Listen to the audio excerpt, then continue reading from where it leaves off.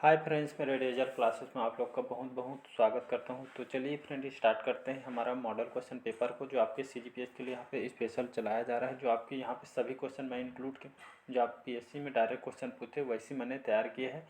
जो आपके एग्जाम पे बेस पे इंपॉर्टेंट क्वेश्चन, मैं जितना भी क्वेश्चन करा रहा हूँ सभी क्वेश्चन इंपॉर्टेंट है। आपके प्रीवियस ईयर क्वेश्चन जो बार बार रिपीट किए उसको भी इसमें मैं शामिल किया हूँ, जो अक्सर अलग अलग एग्जामों में रिपीट किया जाता है। तो चलिए स्टार्ट करते हैं। हमारा 12वां पार्ट है, बाकी जो 11 पार्ट है कल को मैंने कंप्लीट करा दिया है। यहाँ पे जितना भी क्वेश्चन करा रहा हूँ सभी इंपॉर्टेंट है, और यहाँ पे कई बार इस यहाँ से क्वेश्चन भी रिपीट बार बार होता आ रहा है। तो स्टार्ट करूँगा मैं आज के सेशन को। अगर आप मेरे चैनल में पहली बार आए होंगे तो चैनल को सब्सक्राइब करके रख लीजिएगा, ताकि आप तक नोटिफिकेशन पहुँच पाए। और मैं डेली बेस पे करंट अफेयर्स पढ़ाता हूँ, जो आपके हर एग्जाम के लिए करंट अफेयर्स इंपॉर्टेंट, चाहे आप कोई भी एग्जाम की तैयारी कर रहे होंगे, चाहे एसएससी का, रेलवे, यूपीएससी, पीएससी, चाहे कोई भी एग्जाम हो, सभी एग्जाम के लिए करंट अफेयर बहुत ही ज़्यादा इंपॉर्टेंट होता है। तो स्टार्ट करते हैं आज के सेशन। तो पहला क्वेश्चन है, निम्नलिखित कथनों को ध्यानपूर्वक पढ़िए। तो यहाँ पे ब्रह्म समाज एक ईश्वरवाद का समर्थन करती है। सेकेंड कथन है, आर्य समाज ने शिक्षा के विकास में योगदान दिया था। और थर्ड है आपका, रामकृष्ण मिशन की स्थापना स्वामी विवेकानंद जी ने किया है। तो इसका सही ऑप्शन हो जाएगा आपका फर्स्ट, सेकंड और थर्ड। जो तीनों कथन आपके सही हो जाएगा। तो ब्रह्म समाज जो कि एकेश्वरवाद का समर्थन करती है, और आपको जो आर्य समाज ने यहाँ पे शिक्षा के विकास में बहुत ही महत्वपूर्ण योगदान दिया था। तो रामकृष्ण मिशन की स्थापना जो कि स्वामी विवेकानंद जी ने किया था। तो याद रखिए तीनों आपका जो कथन है सही है। तो आपका जो थर्ड क्वेश्चन है, इसको बार बार क्वेश्चन आपका जो कथन थर्ड है, रामकृष्ण मिशन की स्थापना किसने किया है, अक्सर वनडे एग्जाम में डायरेक्ट क्वेश्चन पूछा जाता है। तो विवेकानंद जी ने इसकी स्थापना किया था, इस मिशन की स्थापना की थी। इसका 1, 2 और 3 सही आंसर हो जाएगा। अगला क्वेश्चन तरफ बढ़ अगला क्वेश्चन देखते हैं। के बिरला फाउंडेशन द्वारा वर्ष 1991 है, 92 नहीं, वर्ष 1991 में साहित्य के क्षेत्र में उत्कृष्ट योगदान के लिए आपके किस सम्मान की स्थापना किया गया है। तो सरस्वती सम्मान, आचार्य तुलसी सम्मान, या आपका व्यास सम्मान, या डी यति यतनलाल सम्मान। तो इसके सही ऑप्शन हो जाएगा ए ऑप्शन, सरस्वती सम्मान। तो इसको 1991 में इसको जो कि इसको बनाया गया था।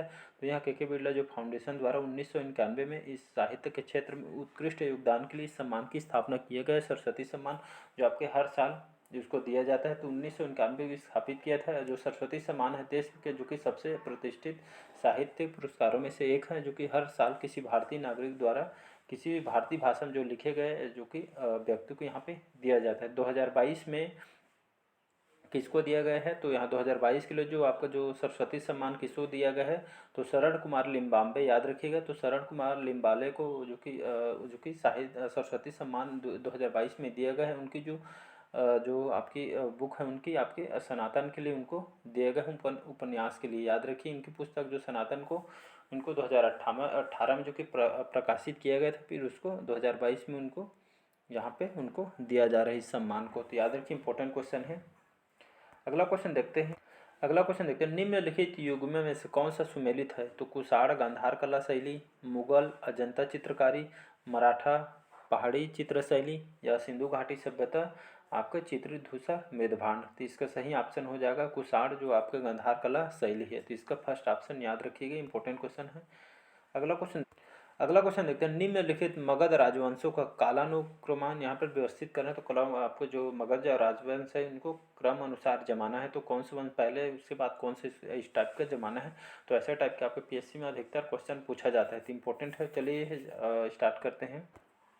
तो आपका जो मगध राजवंश में सबसे पहले आपका आ जाएगा हर्यक वंश। हर्यक वंश के बाद आपका नंद वंश। नंद वंश के बाद आपका मौर्य वंश, फिर लास्ट में आ जाएगा शुंग वंश। फिर इसमें एक बार रिपीट कर रहा हूँ, याद से ढंग से सुनना। मगध राजवंशों को जो पहला में आपका हर्यक वंश, फिर आपका नंद वंश, फिर आपका मौर्य वंश, अब फिर लास्ट में शुंग वंश आ जाएगा। तो इसी तरह इसका 4, 1, 3, 2 इसका जो मगध राजवंशों का कालानुक्रम है। तो ऐसे टाइप के उन लोग शासन किए थे। तो 4, 3, 3, 2 इसका सही आंसर हो जाएगा।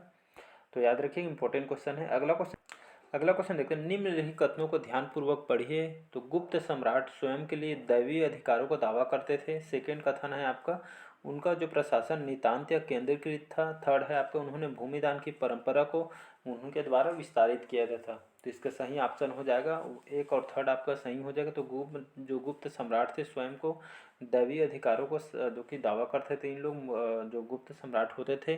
और आपका थर्ड है उन्होंने भूमि दान की परंपरा को विस्तारित किया था, मतलब उनके द्वारा जो भूमि दान दिया जाता था इस परंपरा को बहुत ही विस्तार किया था आपके आपके गुप्त सम्राट के द्वारा। तो इसका वन और थर्ड सही आंसर हो जाएगा, याद रखिए इसका सी ऑप्शन एक और तीन सही हो जाएगा। अगला क्वेश्चन देखते हैं। सूची वन में आपका राजवंश, सूची दो में आपकी राजधानी, कौन से जो राजवंश है उनकी कौन की राजधानी थी इसको जमाना है। तो सूची वन में दिया प्रतिहार, सूची दो में तंजौर, चोल का अहिलवाड़, परमार का धार और चौथा सोलंकी का कन्नौज। तो इसको जमाएंगे तो आपका जो प्रतिहार राजवंश है इनकी राजधानी कहाँ थी, तो इनकी राजधानी आपका कन्नौज थी। इसके बाद चोल जो राजवंश थी इनकी जो राजधानी कहाँ थी, तो उनकी राजधानी तंजौर थी, याद रखिएगा आ जाएगा।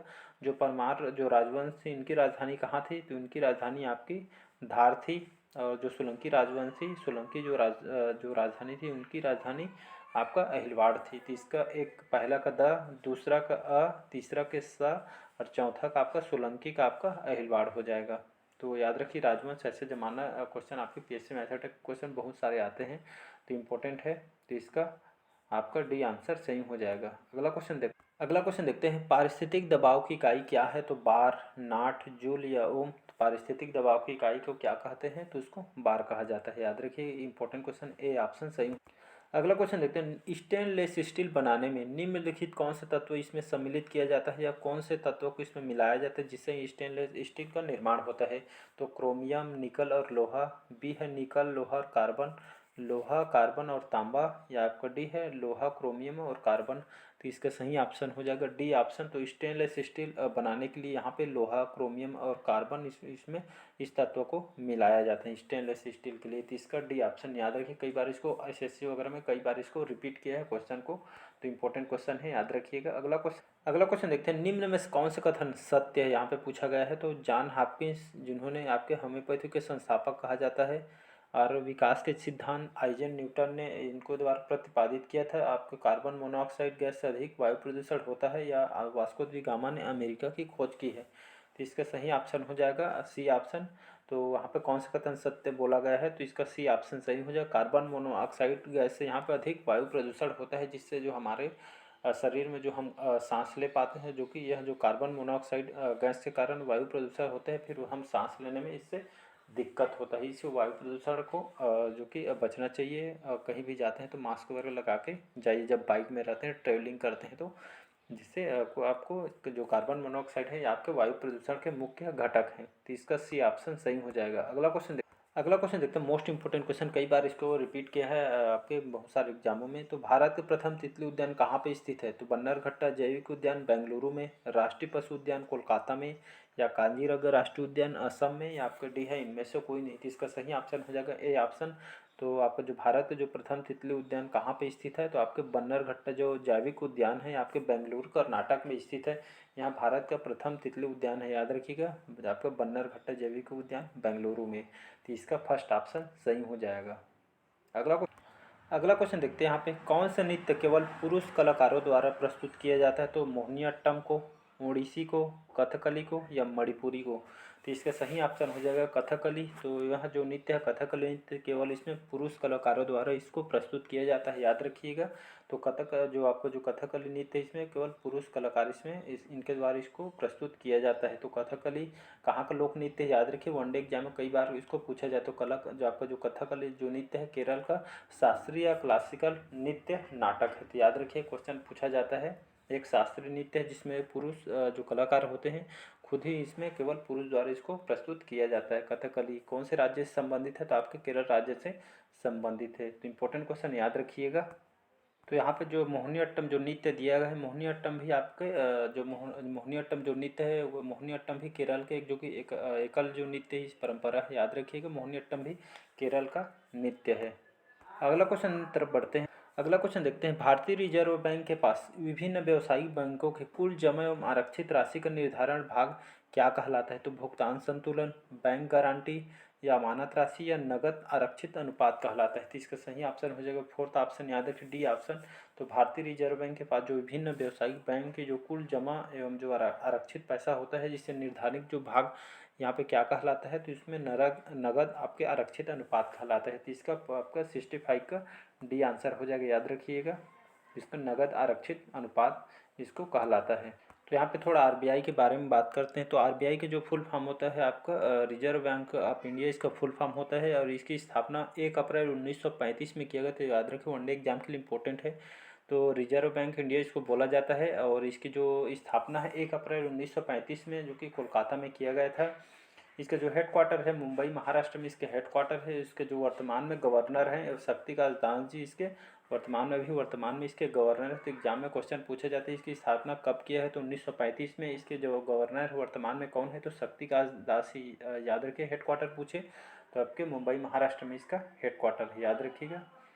अगला क्वेश्चन देखते हैं। सूची कप और सूची 2 में खेल से संबंधित दिया है, तो कौन सा कूट यहाँ पे कूट दिया है उसको मिलान करना है। तो कौन सा कप कौन से खेल से संबंधित है, तो इसको मिलान करना है।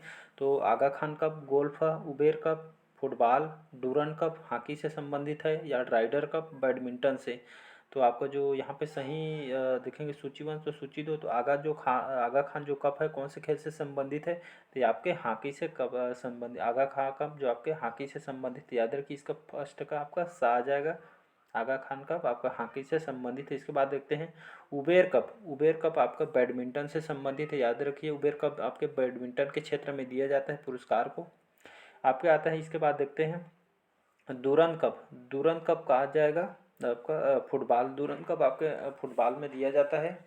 आपका राइडर कप आपका गोल्फ में दिया जाता है। तो याद रखिए, फोर्थ का ऑप्शन हो जाएगा। पहला का सा, दूसरा का द, तीसरा का ब और चौथा का आ जाएगा। तो याद रखिएगा, एक बार फिर से रिपीट कर रहा हूँ। आगा खां कप आपके हॉकी के क्षेत्र में दिया जाता है। और उबेर कप आपके बैडमिंटन के क्षेत्र में दिया जाता है। और डूरन कप यहाँ आपके फुटबॉल के क्षेत्र में दिया जाता है। और राइडर कप आपके गोल्फ के क्षेत्र में इसको दिया जाता है।